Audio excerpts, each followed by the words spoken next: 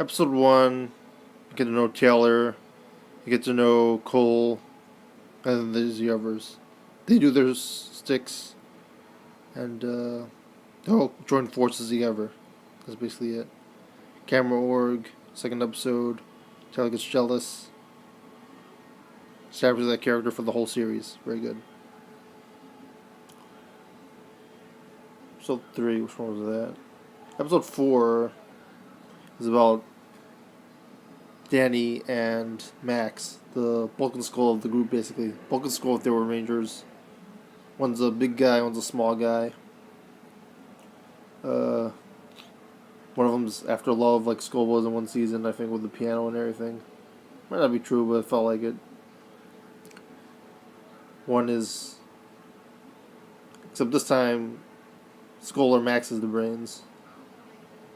Skull and Max is in trouble. Bulk is to save the day, pretty much. The ball org was pretty useful. It'd be pretty cool if that was the princess instead of Max, but whatever.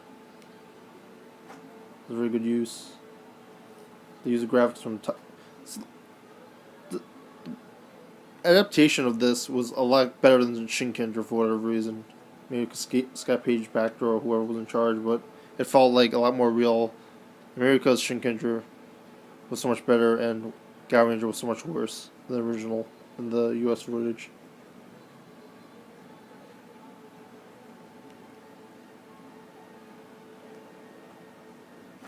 Row out. Let's see, Awakening, Teller, and Ancient Awakening. Tech is a lot of episodes, but I don't know.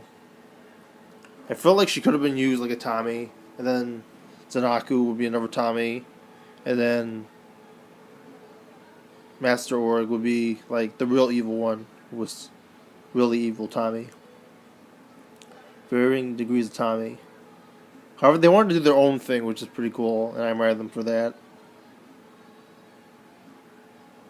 I mean, it's not terrible, it just doesn't feel Power Ranger-y. Oh, Ancient Awakenings, the Tire Org captures the princess. I sort of felt at this point that they were sort of forcing Taylor to be in the show. Like, other than the footage, why are they in the... What are their motivations? Why is Cole here, especially? He's a jungle guy, but... Like, he doesn't really have any motivations, not till later. They should all just be goofing around and not being together or working as a team. That feels very Prime Force, which a lot of people don't like. It does feel like a childrenly tone, and as much as I feel like Time Force's tone was overrated and over Wikipedia retconned, I feel like there's certain problems here. Cole doesn't know what the orgs are or what the Machine Empire is. He doesn't know anything. He's the main character. It's very Wesley-ish, I'm guessing, or Gary Stewish. Taylor doesn't get along with anybody, so I don't understand why she's here. She can work by herself. Wishes in the Water. Max and Water Stories, The Bottle. It's a fantasy story for kids. Can't go wrong with that. It wasn't terrible. It worked. It was entertaining. Bare Necessities. Has to do with twins, has to do with Taylor's background as a soldier. Pretty short and to the point. Episode 8 to 9 of the Soulbird arc. Master Org is revealed and apparently killed Cole's parents. This could have been a really good payoff. It was dramatic. It was better than what they had in Power Rangers, so you have the problem for that, but it could have been a lot even better than that. Def, it didn't feel like the Frax moment. It felt like, well, this is adapted a lot better. It feels like more cohesive to the story. It's not really a good payoff for the story.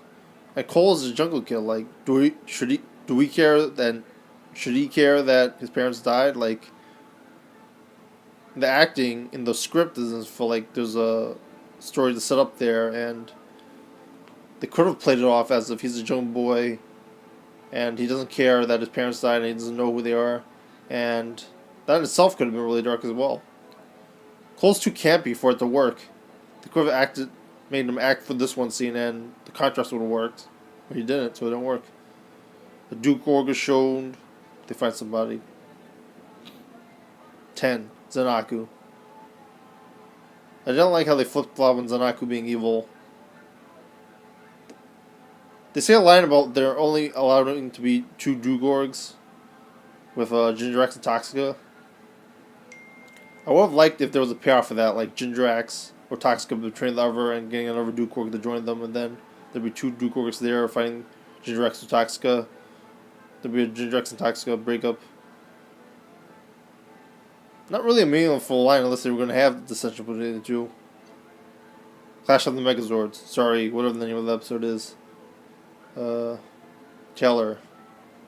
Cole rivalry. The Taylor Cole rivalry is not like the Jason Tommy rivalry. No second in command. They could have done a lot more stuff with making an homage to Zoo Ranger or Power Rangers. The Ancient Mighty Morphin Power Rangers versus the modern day. The Ancient Wild Force versus the modern day. Those are interesting. He's basically Barai Zanaku, and that part was done well. I felt he was well cast, that actor. Looks a lot like that Mighty Ducks guy. The Basham brother.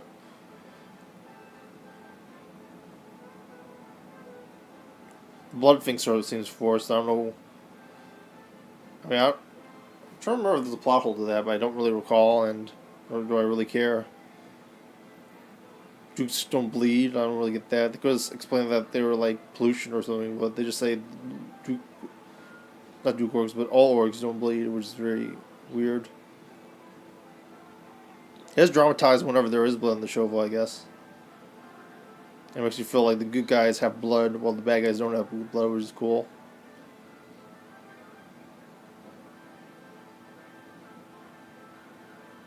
I mentioned this arc before when I was doing the Twitch cast, and that was interesting. Overall, I don't see why. This is a lot better than the beginning of Turbo. Turbo in the beginning, 5 years before. No Tommy, basically.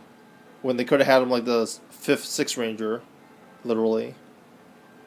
Why Justin? This is all. There's a plot here, and it's entertaining enough. Not Justin goes go-karting or some dumb shit. It doesn't seem like they're trying to write anyone off, so there's nothing mean-spirited in this. They say the cast didn't get along. I don't know.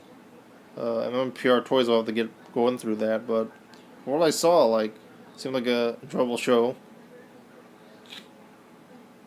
I like the production values, the water fountain that they ended in Princess Shayla appearing from was pretty cool.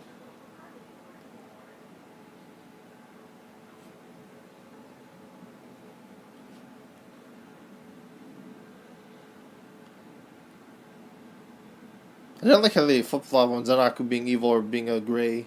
That was not clear.